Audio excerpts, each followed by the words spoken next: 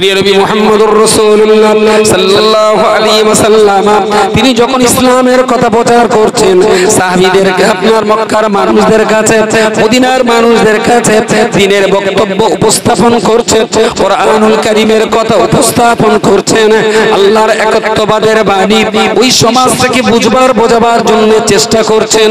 আল্লাহর বান্দা মনে রাখুন, এই কথা বলার সঙ্গে সঙ্গে লক্ষ লক্ষ মানুষেরা, হাজার হাজার মানুষেরা তীরের গতিতে ছুটে এসে অত্যন্ত সরলে সহজে রাসূলুল্লাহর হাতে হাত দিয়ে ঈমানের কলমা পড়েছেন।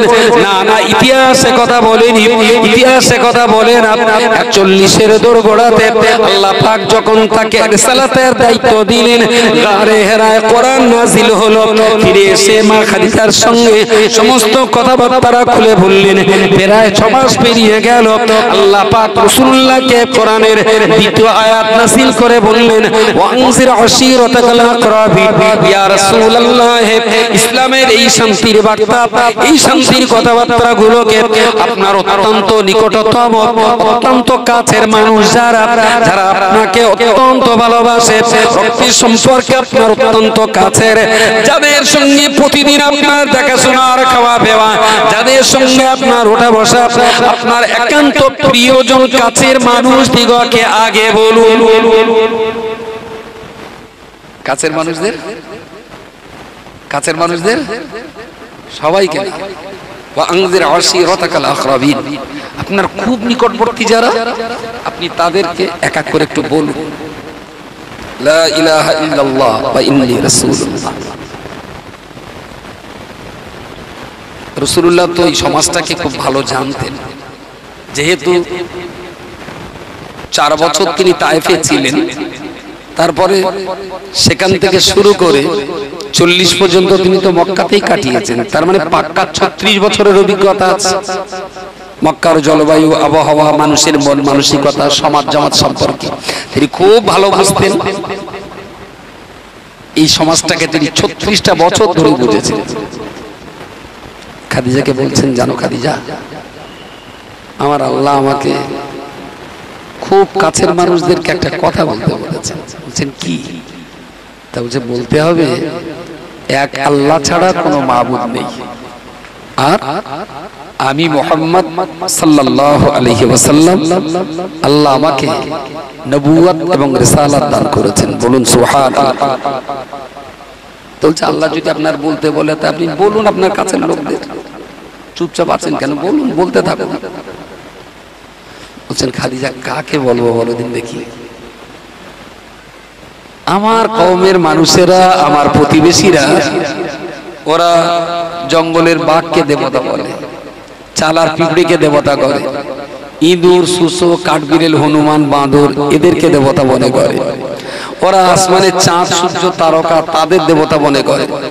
ওরা বিষাক্ত সাপ তাকেও দেবতা মনে করে। যারা হাজার লাখ কোটি কোটি দেবতায় বিশ্বাসী, তাদের সামনে আমার বলতে হবে যে সৃষ্টিকর্তা 1 কোটি নয়, 1 লাখ নয়, 1000 নয়, 100 নয়, সৃষ্টিকর্তা একজন। আচ্ছা বলো দিন দেখি, এই কথা বললি কেউ নেবে আমার কথা? হ্যাঁ, ওরা বিশ্বাস করে 1 লক্ষ সৃষ্টিকর্তায়। আমি যদি বলতাম সৃষ্টিকর্তা 1 লাখ না 50,000, হয়তো কিছু লোক একটু চিন্তা ভাবনা করতো যে 50,000 তা চল না, আধা আধি হবে। ওরা সৃষ্টিকর্তা যদি বিশ্বাস করে 1 কোটি, আর আমাকে যদি বলতে বলা হতো তুমি বলো সৃষ্টিকর্তা 50 লাখ, অন্তত 10 লাখ, তাও হয়তো আর একটু দাম দিত। কিন্তু আমাকে বলতে হবে একটা। খাদিজা, এদের যা মতি গতি, আমি বলবই বা কার, আর আমার কথাটা নেবেই বা কে? আমি তো বলার মতো মানুষ পাচ্ছি না, কিন্তু আল্লাহর নির্দেশ আমাকে তো বলতেই হবে। কিন্তু কাকে বলবো? That is plan, that is project of program. তার মানে কোন কাজ করবার আগে রাসূলুল্লাহ প্ল্যান তৈরি করছেন, স্বামী আর স্ত্রী দুজনে মিলে যে এই কাজটা আমাকে করতে হবে, কিভাবে করব, পরিকল্পনা কি, দুই স্বামী স্ত্রী মিলে সেটাকে আয়োজন করছেন। আমাদেরকেও ভাবতে হবে কাজ করার আগে প্ল্যান ঠিক থাকা চাই, পরিকল্পনা ঠিক থাকা চাই। আমরাও কাজ করি কিন্তু আমাদের কোনো প্ল্যান থাকে না, কোনো প্রজেক্ট থাকে না, ধত্তকতা মার পেরে বাইরের দিকে চলে আসবে কি ভাই, সেই ছেলে তো বেঁধে দিয়ে হবে, সায়না হচ্ছে বুঝিস না, তারা ঘর করতে হবে, দড়ি দড়ি দড়ি নিয়ে ধরে খানিকটা কেটে কুটে ডালটা তুলে দেখ যা, তুই তো জানলা যেদিকে রেখেছিস এদিক তো রান্নাঘর করে তা ধোঁয়ায় ধোঁয়ায় বলো তো চোখ অন্ধকার হয়ে যাবে, খানিকটা আবার গেঁথে দিলে তুলে ইয়ে তো ঘর হচ্ছে না গুদম ঘর হচ্ছে, উত্তর দিকে একটা জানলা রাখ, অক্সিজেন পাবি, তাহলে ডালটা আবার ভাঙ। এ হলো মুসলমানের ঘর। There is no project, there is no plan, there is no estimate. ধত্তকতা মার পেরে শেষমেশ হতে হতে এমন একটা জায়গায় গেল, দেখা গেল বাথরুমের চেম্বারের যে পাইপ দিয়ে গ্যাস ওঠে ঠিক ওই পাইপটা গেছে রান্নাঘরের দরজার মুখে, খেয়ে দিয়ে যেখানে দিবি ওখান থেকে আবার ফিডব্যাক আসবে, ওটাও আবার ভাতে মেখে খাবে। এগুলো মুসলমানের প্ল্যান। কাজ পরে করবে নাকি প্ল্যান তৈরি করবে। যারা প্ল্যান পরিকল্পনা প্রজেক্ট সুনির্দিষ্ট করে কাজ করে তারা ঠকে, আর যারা হুটপাট কাজ করে বুঝতে পারেন তাদের ঠকা শেষ। ফোন করে খুদ খুদ করতে, হ্যালো, আমি বলো ভাই, সালাম আলাইকুম, তোমার কি শরীর খারাপ নাকি? না ভালো আছি, একটা বিপদ ঘটে গেছে। কি হয়েছে, কি তাড়াতাড়ি বলেন, ব্যস্ত আছে। না মাঠেতে বাড়ি এসে রাগের মাথায় বউটার 3 তালাক দিয়ে ফেলেছে। আমি কামাই ধুলিস, বহুত ভালো কাজ করছো, পারো তা সাউরিটাও দেখো 3 তালাক। ওই একই কোম্পানি তো, শুধু তো বৌদ্ধ তোমার পোষায়নি, সৌরির দাও সাউরির দাও, সালারা তাকে তার দাও। না হুজুর এখন কি করবো, আমি শালা আগুন লাগাবি তুই, আর আমি কি ফায়ার ব্রিগেড কোম্পানি যে তুই আগুন লাগাবি আর গাড়ি পেটকে দিয়ে আমি পানি লেবাবো? হট শালা, আগুন লেগেছিস তুই, লেবাবি তুই। আবার ফোন করে, আমি স্বামী স্ত্রী দুজনে এলো, একদম সামান্য কারণ, সেই কারণে তালাক হওয়ার কোনো যুক্তি নেই, একেবারেই সামান্য কারণ, তুচ্ছ একটা ব্যাপারকে নিয়ে ধুমধাম তালাক হয়েছে। তা মেয়েটা জিজ্ঞেস করছে, আমি বৌমা তা তোমার পড়াশোনা কত দূর? তা বলছে 11 ক্লাসে পরীক্ষা দিলাম, তারপরে শহর হুটপাট করে আমার এ করলো, আব্বার পড়াতে পারি। আমি বললাম তোমার পড়াশোনা কি? তাহলে আমি 12 ক্লাস কম 14 ক্লাস পাস। ক ক্লাস পড়েছে তাড়াতাড়ি বলে, একেবারে টু বলতে গেলে মান সম্মান নষ্ট হচ্ছে, সেই জন্য একটু ঘুরিয়ে বলেন, সুদ না বলে ইন্টারেস্ট বলেন। 12 ক্লাস কম 14 ক্লাস পাস। তা আমি ওর বাপেরে বললুম যে ঝাঁটানোর দরকার তোমার মেয়ের বাপের, যে তোমার মেয়েটা যেখানে এইচএস পাঠরত, এইরকম একটা মেয়েকে তুমি কোন হিসাবে একটু পাস করা ছেলের হাতে দিলে? মার মেয়েরও না ছিল না, মার দরকার শালা তোর, লেটকে একদম শেষ করার দরকার তোর। শিক্ষার কোনো গুরুত্ব নেই, শুধু দেখেছিস চুনকাম করা 2 তলা বাড়িটা, তুই আর কিছু দেখিস নি। তুই এই ধরনের একটা শিক্ষিত ছেলে যে রেল লাইনে বাস করে, তোমার শিক্ষিতা মেয়েটা যদি সেখানে দিতে, আশা করা যেত এই সর্বনাশটা ঘটতো না। আপনি দেখুন এক্ষুনি অবস্থা সমাজের। 100 যদি হয়, আমি সার্ভে করে হিসাব দিচ্ছি, 100 যদি বিয়ে হয় তার ভিতরে 85টা জায়গায় পাবেন ছেলের চাইতে মেয়ে শিক্ষায় বেশি। আমার ধারণাটা কি বড্ড ভুল হচ্ছে? মনে মনে একটু ঠিক করে নেন যে বক্কার তো বে করে ওর বউ কতটা যাবে, হইবার তো সেদিন বে করলে একদিন কিরম একটা ওর লেখাপড়া মনে মনে টিচে করে দেখেন, আমার হিসাব অক্ষর করে মিলে যাবে, কারণ আমি সার্ভে করেই কথা বলছি। এত মাথা গরম কখনো হয়? লেখাপড়া জানলে, হাদিস কোরআনের মিনিমাম জ্ঞানটুকু থাকলে তার মাথা কখনো এত গরম হবে না, কখনো এত গরম। আর মানুষের যখন মাথা গরম হয়ে যায়, মানুষের যখন মাথা গরম হয়ে যাবে, দেখেননি গাড়ি চালাতে চালাতে যারা 4 চাকার গাড়ি চালায় ওদের সামনে একটা ছোট্ট মিটার বক্স থাকে, আমি ওটা বললাম যে ইঞ্জিনের হিট কত হয়েছে সেটা দেখা যায়। তো 30 পর্যন্ত গেলে ঠিক আছে, যে 30 পার করে যায় তখন হলুদ রং, আর 60 পার হয়ে গেলে লাল রং। কোম্পানি বলছে এই কাঁটা যদি গ্রিন ইয়েলো ওভারটেক করে যে লালে যাবে তখন গাড়ি একটু দাঁড় করিয়ে নিয়ে আর গাড়ি চালিও না, যখন তখন ইঞ্জিন বন্ধ হয়ে যেতে পারে, বাস্ট হয়ে যেতে পারে। তো ড্রাইভাররা করে কি, গাড়িটা রেখে সামনের বনেট কি বলে বনেট তুলে দিল, ওর একটুবার পানি দিল, 2-5 মিনিট দেরি করলো, দেখলো কাঁটাটা নেমে গেল, আবার চলো। প্রিয় নবী মুহাম্মদুর রাসূলুল্লাহ সাল্লাল্লাহু আলাইহি ওয়াসাল্লাম আজ থেকে 1400 বছর পূর্বে তিনি তার সাহাবীদেরকে পরিষ্কার করে বলেছেন, ও বাবা সাহাবী শোনো শোনো, যখনই তুমি রেগে যাবে, যখনই তোমার রাগ হয়ে যাবে, কোন বিষয়ে তুমি যখন প্রচন্ড রেগে যাবে, আমি রাসূলুল্লাহ তোমায় বলছি, তুমি যদি তখন দৌড়ে থাকো, দৌড়ানো বন্ধ করে তুমি দাঁড়িয়ে পড়বে। তুমি যদি তখন দাঁড়িয়ে থাকো, দাঁড়ানো বন্ধ করে তুমি বসে পড়বে। তুমি যদি তখন বসে থাকো, তাহলে তোমাকে বলছি বসা থেকে পরিবর্তন করে একটু শুয়ে পড়বে।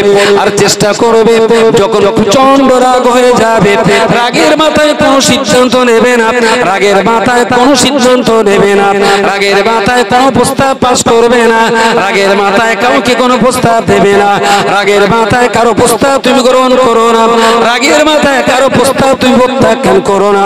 বরং যখন তুমি প্রচন্ড রেগে যাবে, সঙ্গে সঙ্গে তুমি একটু উজু করে নিয়ে কোন একটু জায়গায় পানিতে উজু করে নিয়ে ওই সময় তুমি একটু বসে পড়বে। 5টা মিনিট ঠান্ডা মাথায় চিন্তা করে তবে তোমার সিদ্ধান্তটা তুমি বাকিদেরকে জানাবে। সুবহানাল্লাহ বলেন। কোম্পানি গাড়ি তৈরি করে বলেছে কাঁটা লালে চলে গেলে গাড়ি কি করতে হবে, দাঁড়াতে হবে, আর গাড়ির মাথায় একটু পানি দিতে হবে। টাটা কোম্পানি 150 বছর আগে এইটা বলেছে, আর রাসূলুল্লাহ বলেছেন 1500 বছর আগে। তাহলে রাসূলুল্লাহ নিশ্চয়ই টাটার কাছ থেকে জেনে তাই বলেছেন। তাহলে বরং টাটা কোম্পানি নবীর কাছ থেকে ধার করেছেন, কারণ রাসূলুল্লাহর কথার বয়স 1500 বছর আর টাটার বয়স 150 বছর।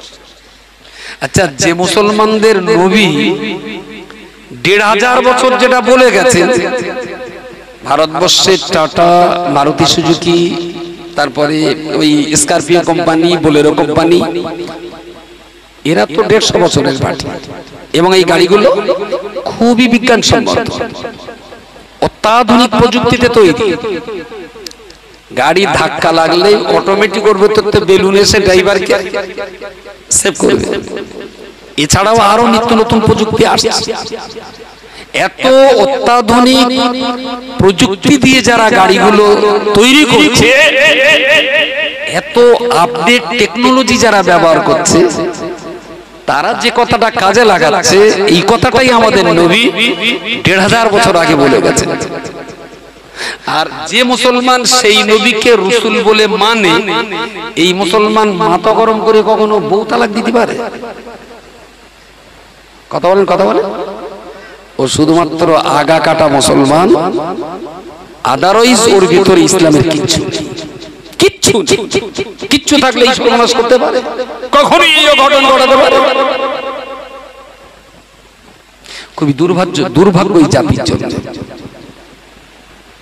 একবার যদি ভাবতো যে আমি তো মুসলিম, ইসলাম আমার ধর্ম, কোরআন আমার ধর্মীয় গ্রন্থ, কাবা আমার কিবলা, আল্লাহ আমার রব, মুহাম্মদুর রাসূলুল্লাহ সাল্লাল্লাহু আলাইহি ওয়াসাল্লাম তিনি আমার নবী, বাহ, আমি তো একটা দারুণ সুন্দর জায়গা পেয়েছি, আমি তো একটা দারুণ সুন্দর পজিশন পেয়েছি। চলো এই 5টা বিষয়কে আমার জানতে হবে। কাবা আমার কিবলা, ঠিক আছে, এই কাবার ইতিহাসটাকে একটু জেনে দেখি। ইসলাম আমার ধর্ম, বাহ, দারুণ সুন্দর কথা। তাহলে ইসলামে কি আছে, কি নেই, প্লাস কি, মাইনাস কি, ইসলামের পলিটিক্স কি আছে, ইসলামের বিজনেস পলিসি কি আছে, ইসলামের দাম্পত্য জীবনের কি আছে, ব্যবসায়ী জীবনের কি আছে, চাষাবাদ সম্পর্কে ইসলাম কি বলে। ধান লাল হয়ে গেলি সারের দোকানে জিজ্ঞেস করো, দোকানদার ধানের পাতা লাল হয়ে যাচ্ছে। দোকানদার বললো মাটিতে মনে হচ্ছে একটু নোনা লেগেছে। হ্যাঁ, একটু নোনা নোনা ভাব আছে। জমি কতটা? 15 কাঠা। তুমি এক কাজ করো, কেজি চিনি একটু সরিয়ে দাও। চিনি দিলে লবণ কাটে না ধানে ধানে? আমার শুনেছি লোকের কাছে, ঠিক ঠিক শুনেছি। এখন ধান লাল হয়ে গেলি ও বুদ্ধি এনে আবার চিনি ছড়িয়ে দেয়।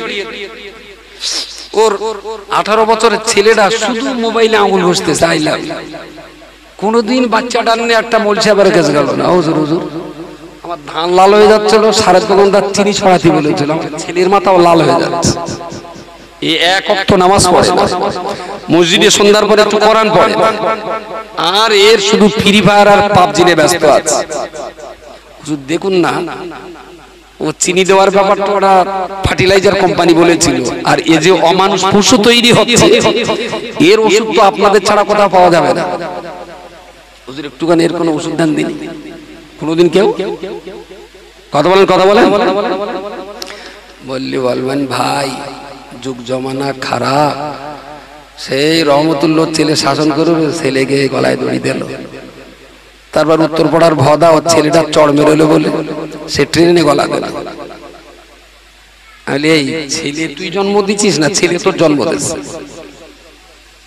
যদি মানুষ হয় তো এইরকম ছেলে 10টা হয়, আর যদি মানুষ তৈরি করতে না পারি, ও হারামি বিষ তেল খেয়ে গলায় দড়ি দিয়ে টেনে থাকতে মরো, আমি বাবা খুব শান্তি পাবো যে আমার জলের হাত থেকে বেঁচে গেল, আশপাশে গ্রামের লোকগুলো ওর জলের হাত থেকে বেঁচে গেল। মরো ওরাম ছেলে মরবে, তাতে আবার এখন আর তখন যাকখানে গাড়াবে। বাপ হিসাবে তুমি ওরে আই পাবা, আমি ওরে আই পাবো, সমাজ ওরে আই পাবে। তাহলে এ ছেলে যা সমাজ জ্বালাবে ওর চাইতে মরাই। কিন্তু 7 রাজার ধন এক মানিক, 3টে 4টে ভাই, কুড়িয়ে মুড়িয়ে মাত্র 1টা 1.5টা ছেলে, তা তো পাশায় চুমু খায় না, মাথায় চুমু খায়, জায়গা খুঁজে পায় না। এখন সব তো 1টা 1.5টা করে হচ্ছে, আর সিপি টাইট করে দিচ্ছে। একানি মা শাসন করাও যায় না। যদি আবার বক্কারের ছেলে মতন ট্রেন চাকাটি যায়, যে কত ওজন ট্রেনের চেক গিয়ে আসে, তাহলে আরো সর্বনাশ। আমি বলছি কি, এই বাচ্চাগুলো সর্বনাশ হওয়ার কথা না। মানুষ একটা হলেও হবে, 10টা হলেও হবে, যদি বাচ্চা বয়স থেকে তার পিতামাতা ঠিক সযত্নে তাকে যদি লালন পালন করে। বলবেন গ্যারান্টি? আমি যে গ্যারান্টি দিতাম যদি কেনার না হতো। কেনান গ্যারান্টি দিতাম, শুধু কেনার কারণে দিতে পারছি না। যেখানে নিয়ম আছে সেখানে লাখে একটা ব্যতিক্রম থাকতেই পারে, তবে ব্যতিক্রমের উপরে কখনো মশলা চলে না, মশলা চলে অধিকাংশের উপরে। প্রিয় শ্রোতা মণ্ডলী, মনে রাখুন নবী মুহাম্মদুর রাসূলুল্লাহ সাল্লাল্লাহু আলাইহি ওয়াসাল্লাম তাকে যখন আল্লাহ বললেন ওয়া আনজির আশীরাতাকাল আকরাবিনা, ইয়া রাসূলুল্লাহ আপনার অত্যন্ত নিকটতম ব্যক্তিত্ব যারা রয়েছেন তাদের কাছে আপনি ইসলামের কথা বলুন, কোরআনের কথা বলুন, আল্লাহর একত্ববাদের কথা বলুন, জান্নাতের কথা বলবেন, জাহান্নামের কথা বলবেন। এত সুন্দর করে আল্লাহ বলে দিয়েছেন, কিন্তু খাদিজা বলো যারা কোটি কোটি দেবতাকে বিশ্বাস করেন, লক্ষ লক্ষ খোদায় যারা বিশ্বাসী, লক্ষ লক্ষ সৃষ্টিকর্তায় যারা বিশ্বাসী, আমি মুহাম্মদুর রাসূলুল্লাহ তাদের মোকাবেলায় আমি এখন বলবো লা ইলাহা ইল্লাল্লাহ, এক আল্লাহ ছাড়া দ্বিতীয় কোনো মাবুদ নেই। এই কথা কাকে বলবো আর আমার বক্তব্য কে মানবে? রাসূলুল্লাহ যেন একটু হতাশা, ওরা কি নেবে আমার কথা? ওরা তো লক্ষ লক্ষ বিশ্বাসের, একটা বললি কি হবে? খাদিজা বললেন হ্যাঁ হবে। সুবহানাল্লাহ বলেন, আর জোরে বলেন সুবহানাল্লাহ। রাসূলুল্লাহ দ্বীনের খেদমত আল্লাহ যতটা নেবার ততটা নিয়েছেন, তবে অস্বীকার করার জায়গা নেই।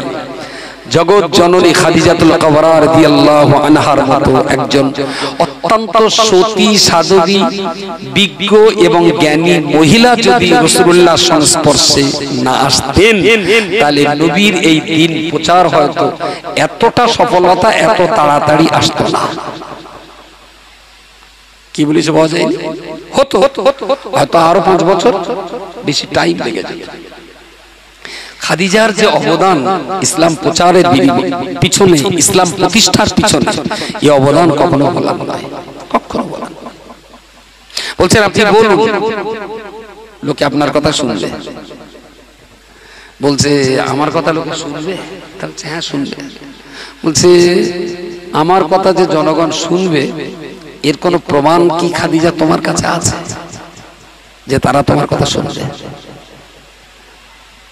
খাদিজা বললেন আপনার কথা জনগণ যে শুনবে এর কি প্রমাণ চান আপনি? তা বলছে এক একজন বিশ্বাস করলে তাইলে আমার আর একটু অন্তরের তাসাল্লিটা বাড়তো। খাদিজা বললেন কাউকে বলার আগে আমাকেও তো বলেন, পরামর্শ হচ্ছে, আপনার কাছ থেকে শুনে বুঝেই আমি খাদিজা প্রথম বলছি, বিশ্বের কেউ যদি আপনাকে রাসূল বলে না মানে আমি খাদিজা প্রথম আপনাকে রাসূল বলে মেনে নিলাম। সুবহানাল্লাহ, একটু সবাই মিলে বলেন সুবহানাল্লাহ।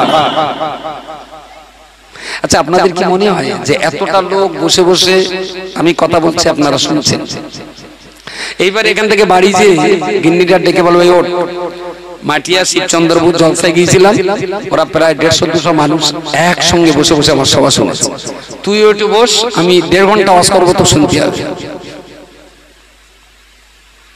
আমার সৌরির মেয়েটা 1.5 ঘন্টা আমার ওয়াজ শুনবে বলে মনে হয়? কথা বলেন, কথা বলেন, শুনবে বলে?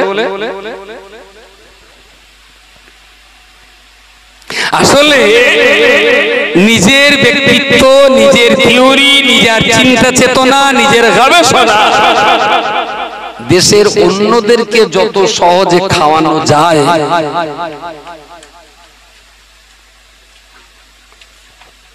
একটু যেন অস্থিরতা দেখছি, কেন বলেন? ও তাতে কি বুঝতে অসুবিধা হচ্ছে?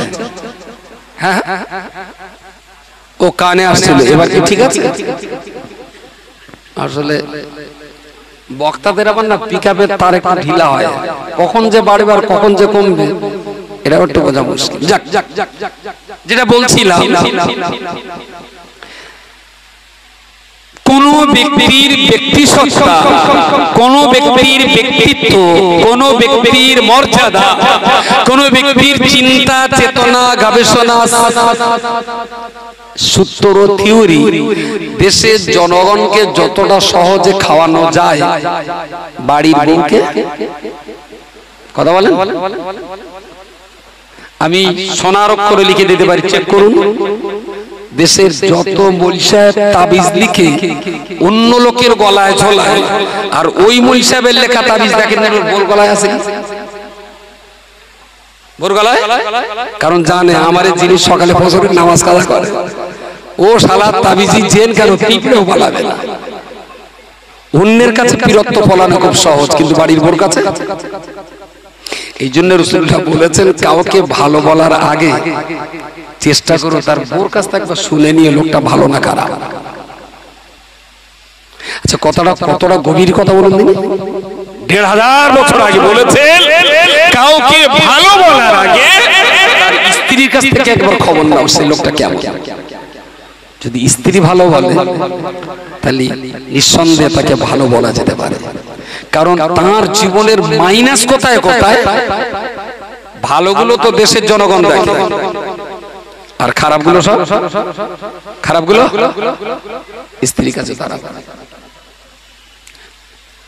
Curl Marx, Lenin, Stalin, Napoleon Bonaparte, Genghis Khan, Hitler, তারপরে Galileo, sir Isaac Newton, Jagadish Chandra Bose, এনারা কেউ সায়েন্টিস্ট, কেউ সোশ্যাল সায়েন্টিস্ট, কেউ বা ফিলোসফার, এক একজন, কেউ বা রাষ্ট্রবিজ্ঞানী, বৈজ্ঞানিক, এক এক দিক দিয়ে এরা বিশ্বজোড়া খ্যাতি অর্জন করেছেন। কিন্তু সবচেয়ে মজার ব্যাপার হলো এদের কোন থিওরি এদের বউরা মানি, বউরা মানি।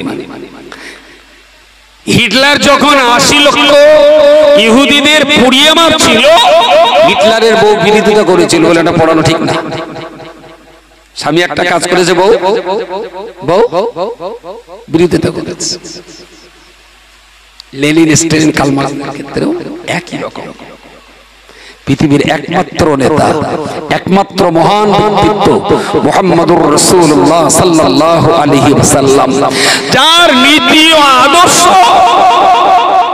যার থিওরি ও চিন্তা চেতনা জগতের অন্য কেউ গ্রহণ করার অনেক আগে তার নিজের স্ত্রী তাকে রাসূল বলে সাক্ষ্য দিয়েছিলেন।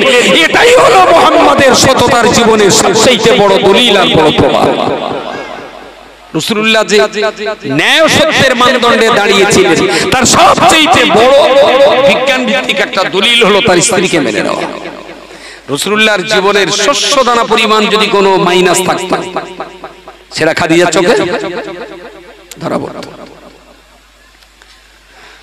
রাসূলুল্লাহ বললেন, খাদিজা তুমি যে আল্লাহকে এক বলে মেনে নিলে, আমাকে রাসূল বলে মেনে নিলে, এটা কি শুধু আমার বলাতেই মেনে নিলে? আমি বললাম আর তুমি নিয়ে নিলে? খাদিজা বললেন, হ্যাঁ হ্যাঁ আপনি বললেন আর আমি মেনে নিলাম, এটা ঠিক, তবে তার ভিতরেও কিছু কথা আছে, তার ভিতরেও কিছু কথা আছে। বলেন কি?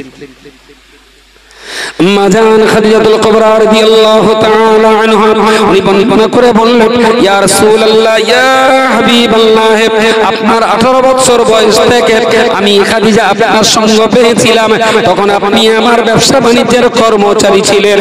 আমার ব্যবসায়ী কাফেলা নিয়ে কখনো সিরিয়া, কখনো দামেস্ক, কখনো শাম, কখনো বাগদাদ, এক এক সময় এক এক জায়গায় ব্যবসা বাণিজ্য কাফেলা নিয়ে গেছেন। সেদিন আপনি আমার কর্মচারী ছিলেন।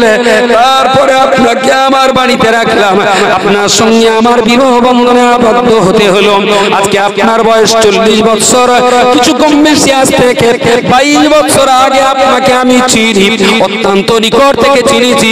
22 বছর ধরে আপনাকে চিনছি।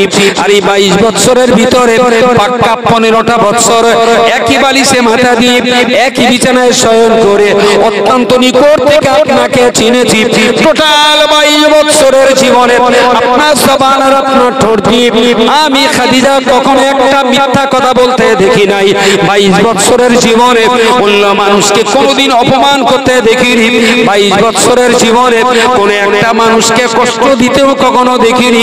22 বছরের জীবনে আপনার ভিতরে লোভ লালসার কোনো চিহ্ন খুঁজে পাইনি। 22 বছরের জীবনে স্বার্থপরতার কোনো চরিত্র দেখতে পাইনি। বরং যখনই আপনাকে দেখেছি নিজেকে উৎসর্গ করে দিয়ে সমাজ এবং জাতিকে কোরবানি, জাতিকে উন্নয়নের জন্য আপনি আপনার নিজেকে কোরবানি করে দিয়েছেন। তাই 22 বছর ধরে যে মানুষটার কোনো অন্যায় দেখতে পাইনি, 22 বছর ধরে যে ঠোঁট একটা মিথ্যা কথা বলতে পারিনি, আজকে 22 বছর পরে সেই ঠোঁট দিয়ে যখন বেরিয়ে আসছে আল্লাহ এক, আমি খাদিজা 22 বছরের পরীক্ষার মধ্য দিয়ে আমি খাদিজা আমি আল্লাহকে এক বলে গ্রহণ করে নিলাম। জোরে সরে বলুন সুবহানাল্লাহ। তাহলে নবী বলেছেন বলেই যে খাদিজা বলেছেন, ব্যাপারটা তা নয়, তার পিছনে রয়েছে 22 বছরের পরীক্ষার রেজাল্ট। যে ঠোঁট 22 বছর মিথ্যা কথা বলতে পারে না, সেই ঠোঁট আজও মিথ্যা কথা বলতে পারে না। তাহলে কত গভীর ভাবে তারা বুঝে সুঝে উপলব্ধি করে রাসূলুল্লাহর প্রতি ঈমান গ্রহণ করলেন। আমি জানতে চাচ্ছি, আপনি কি 22 দিন নবীর কোচি? তারা তো 22 বছর ধরে চিনে জেনে বুঝে।